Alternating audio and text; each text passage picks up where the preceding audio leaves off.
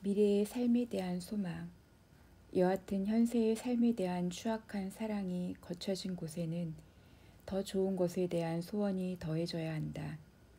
태어나지 않는 것이 최선이고 가급적 빨리 죽는 것이 차선이라 생각한 사람들이야말로 실로 가장 참된 식견의 소유자들이었음을 나는 인정한다.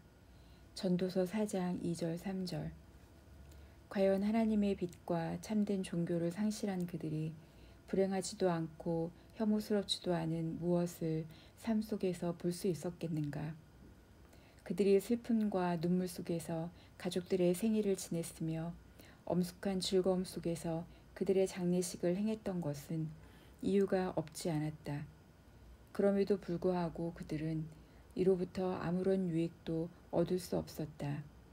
왜냐하면 올바른 믿음의 가르침을 등진 그들은 그 자체로는 복되지도 바람직하지도 않은 어떤 것이 어떻게 경건한 자들에게는 선한 무엇으로 변화되는지 그 까닭을 알 수 없었기 때문이다. 그리하여 그들은 마지막 판단의 때까지도 절망에 빠져 있었던 것이다. 그러나 이 유한한 삶을 판단함에 있어서 신자들이 지향하는 바는 사뭇 다르다. 그들은 인생 자체가 다름 아닌 비참함이라는 것을 깨닫고 더 큰 열의와 정성을 기울여 다가올 영원한 삶을 묵상하는데 그들 자신 전부를 들인다. 현세의 삶은 다가올 삶과 비교할 때 무시되어 마땅할 뿐만 아니라 전적으로 정죄되어야 하며 아주 혐오스러운 것으로 치부되어야 한다. 정녕 만약 하늘이 우리의 본향이라면 이 땅은 유형지가 아니고 무엇이겠는가? 만약 이 땅을 떠나는 것이 생명에 들어가는 것이라면 세상은 무덤이 아니고 무엇이겠는가? 우리가 세상에 머무는 것이 죽음에 잠기는 것이 아니고 무엇이겠는가? 만약 육체로부터 자유롭게 되는 것이 완전한 자유를 향해 해방되는 것이라면 육체는 감옥이 아니고 무엇이겠는가? 만약 하나님의 현존을 즐거워하는 것이 최고의 행복이라면 그것이 없이 존재하는 것은 비참함이 아니고 무엇이겠는가? 진정 세상을 떠날 때까지 우리는 주와 따로 있다. 고린도 후서 5장 6절. 그러므로 의심할 나위 없이 지상의 삶은 천상의 삶과 비교되는 한 거침없이 정죄될 뿐만 아니라 짓밟히고 만다. 물론 지상의 삶이 우리를 얽매여 우리가 죄에 속하여 있지 않은 이상 결코 우리는 지상의 삶을 미워해서는 안 된다.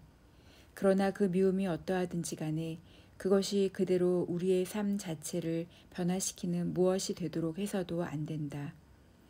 여하튼 우리는 지상의 삶에 대한 괴로움이나 혐오를 통하여 오히려 그 삶의 마지막을 갈망한다 하더라도 주님의 뜻 가운데 지상에 거할 준비를 함으로써 우리의 괴로움이 모든 원망과 성마름을 넘어서도록 하는 것이 유익하다. 이 세상은 주님이 우리를 부르셔서 세우신 초소와 같다. 그곳에서 우리는 그가 다시 우리를 부르실 때까지 떠나지 않고 머물러야 한다. 정녕 바울은 여전히 육체의 굴레 가운데 매여 있는 자기의 처지를 한탄하면서 구원에 대한 간절한 소원을 토로한다. 그럼에도 불구하고 그는 하나님의 명령에 순종하기 위하여 자기가 두 가지 길에 모두 준비되어 있다고 고백한다. 이는 그가 사나 죽으나 하나님의 이름을 영화롭게 하는 것이 하나님께 진 빚이라는 사실을 알고 있었기 때문이다. 그러므로 주를 위해 살고 주를 위해 죽는 것이 우리에게 합당하다. 우리의 죽음과 삶의 기한은 하나님의 뜻에 맡겨두자. 다만 죽음에 대한 열정에 불타는 동시에 그것에 대한 계속적인 묵상을 그치지 않은 채 그렇게 하도록 하자. 그러나 앞으로 다가올 미래의 불멸성에 비추어 죄에 속박되어 있는 이 삶을 정죄하고 버리도록 하자. 다만 주님이 기뻐하시는 한 해에 있어서 그렇게 하자.